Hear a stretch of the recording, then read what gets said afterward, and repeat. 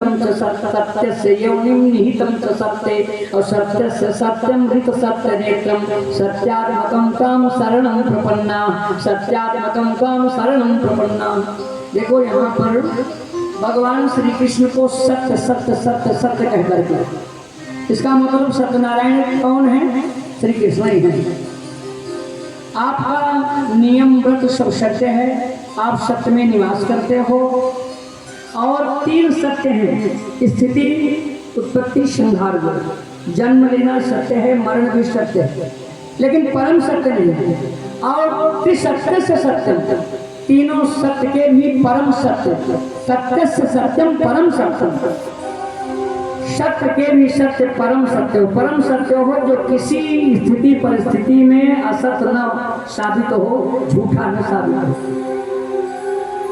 अर्थात जन्म अगर परम सत्य होता तो जन्म के बाद मरण न होता, मरण परम सत्य होता तो मरने के बाद कहीं जन्म मोक्ष हो जाता। कल यही था ना कि कौन सी बिल है जहाँ जाने के बाद लौटता नहीं, बोले वो है मोक्ष। यद गत्वा न निवर्तन्ते, जहाँ जाने के बाद फिर जब जीव मुक्त हो जाता है तो फिर संसार में नहीं आता है। यद गत्वा न निवर्तन्ते। बोलो भागवत भगवान की जय हो, यज्ञ भगवान की जय हो। तो आप सत्य में निवास करते हो, तीनों सत्य आपसे ही पैदा हुआ है, हम आपकी शरण आए हैं, आप विलंब काहे को कर रहे हैं? अहे गोविंद एनेर बिंदाक्ष विमुक्त, एनेर बिंदाक्ष विमुक्त मानिनः। हे बिंदाक्ष, हे कमल नेत्र, कुछ लोग ऐसे अभिमानी हैं जो अपने को मुक्त मान लिए हैं, माया के बंधनों से मुक्त नहीं हुए और आपकी कृपा से ज्ञान के सोपान से आगे तक तो ऊपर चढ़ जाते हैं, लेकिन आपको स्वयं अपने को भगवान कह करके पुजाने लगते हैं तो आरूढ़ छेड़ परम पद बहुत ऊपर जाकर के फिर धड़ाम से उनका पतन हो जाता है, गिर जाते हैं पुनर्मुष्कर। लेकिन हम तो आप ही की शरण में हैं। स्वयं भुजाक्षा खिल सत्य धामना समाधिना बेसित चेत सैके तत्पात पोतेन महत्तेन कुर्वन्ति गोवस्य पदम भवाब्धि। हे भुजाक्ष, हे कमल नेत्र, आपके जहाज रूपी चरणों का आश्रय लेने वाले महापुरुष इस भवसागर को पार और जो उन महापुरुषों के चरण पकड़ लिए वो भी पार हो गए। तो हम तो सदैव आपका ध्यान महापुरुषों के चरण पकड़े रहते हैं, हम आपकी शरण में आए हैं, क्योंकि जब जब आप बात कहे हो तब तक उसमें झूठा नहीं हुआ।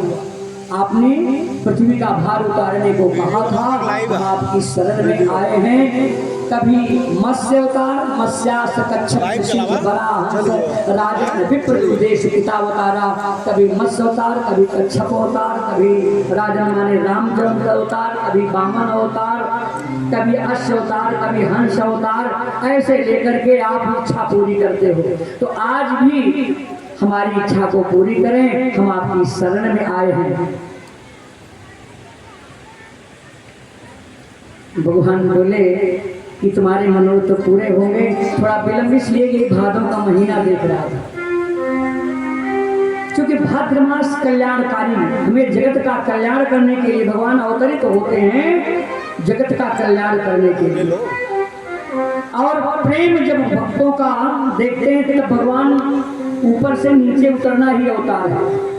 तो भादों का महीना आ गया। अब हमारा एक बात हो, मैं देख रहा हूं कि रोहिणी नक्षत्र आ जाएगा, क्योंकि इसके पहले बड़े भैया, क्योंकि वो बीच में थोड़ी सी कथा संक्षिप्त करके नहीं तो पहुंच न पाती, तो इसलिए बड़े भैया रोहिणी से गर्भ में जा चुके हैं। क्योंकि भगवान 8वें गर्भ के रूप में जब आए तो इसके पहले बलराम जी अपनी योग माया के द्वारा बलराम जी को रोहिणी के गर्भ में दिया।